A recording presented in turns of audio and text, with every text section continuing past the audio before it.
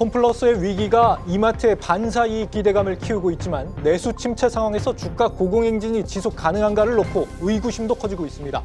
취임 1년째를 맞은 정용진 회장의 본업 경쟁력 강화 전략이 성과로 나타나는지를 주목해야 한다는 분석이 나옵니다. 네, 산업부 성낙윤 기자와 알아보겠습니다. 성 기자, 이마트의 이 반사 수혜가 실제 확인이 되고 있는 상황은 아니고 아직까지는 단순 기대감인 거죠? 예, 맞습니다. 일단 시장의 움직임을 보면요, 이 기대감이 굉장히 많은 것처럼 보입니다. 이마트에 특별한 호재가 있는 상황도 아니거든요. 근데 이제 이마트는 이 홈플러스 사태 이후에 장중 88,000원 수준까지 오르면서 52주 신고가를 경신했습니다. 지난해 말만 해도 6만 원대였는데 50% 가까이 급등한 모습입니다. 이 경쟁사위인 업계 2위 홈플러스가 최근 기업회생 절차에 들어간 영향이 컸습니다. 이마트와 홈플러스는 상권이 겹치는 점포 비중이 50%에 달하고 있는데요. 홈플러스가 불안하니까 차라리 근처 이마트에 가자, 그런 반사이익이 예상된다는 겁니다. 제가 취재를 하다가 홈플러스 사태 이후 이마트의 매출이 늘었는지 직접 물어봤는데요. 이마트는 일주일간 따로 집계한 수치는 없고 만약 집계했더라도 공개하기는 어려울 것이라고 전했습니다. 증권가는 이마트의 목표 주가를 줄줄이 높여잡고 있습니다. 하나투자증권은 단순 매출 증대뿐만 아니라 납품사들에 대한 이마트의 협상력이 늘어날 수 있다고 설명했습니다. 여기에 내수 경기가 바닥을 다지고 반등을 시작했다는 점도 긍정적인 요인으로 꼽힙니다. 정리하자면 경쟁사의 부진으로 시장 지배력이 올라가고 대외 사업 환경까지 좋아지면서 수익성이 개선될 가능성이 있다는 분석입니다. 네. 일단은 확인되지는 않고 기대감이 주가를 끌어올리고 있는 상황이다라는 얘기인데 실제 체질적으로 이마트가 수혜를 기대할 만한 상황인지 어떻습니까? 예, 좀 내실을 따져보기 위해서 좀 들여다봤는데요. 사실 이 대형마트들은 쿠팡, 알리 등 대형 이커머스 업체들과의 경쟁 때문에 어려운 시기를 겪고 있습니다. 신한투자증권은 가격 경쟁력이 높은 온라인 채널의 성장세가 지속되면서 할인전 채널의 근본적인 매력도가 하락하는 중이라고 했습니다. 정부가 발표한 자료만 봐도 전체 유통업체 중 대형마트의 비중이 매출이 크게 줄었습니다. 마트업계 1위인 이마트도 이 가시밭길을 걷고 있는 상황입니다.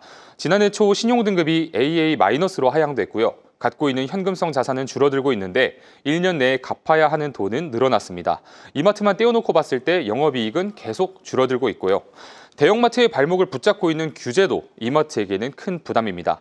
현재 의무 휴일을 지정해놓고 일부 지역에는 신규 출점을 막아놓는 등 매출 감소에 직접적인 영향을 주고 있기 때문입니다. 결국 최근 이마트의 주가 고공행진은 기대감에서 비롯된 일종의 신기루일 수 있다는 지적이 나옵니다. 홈플러스 사태로 인한 반사이익이 실제 숫자로 증명돼야만 매력적인 투자처로 자리 잡을 수 있다는 겁니다. 익명을 요구한 마트업계 관계자 얘기 들어보겠습니다.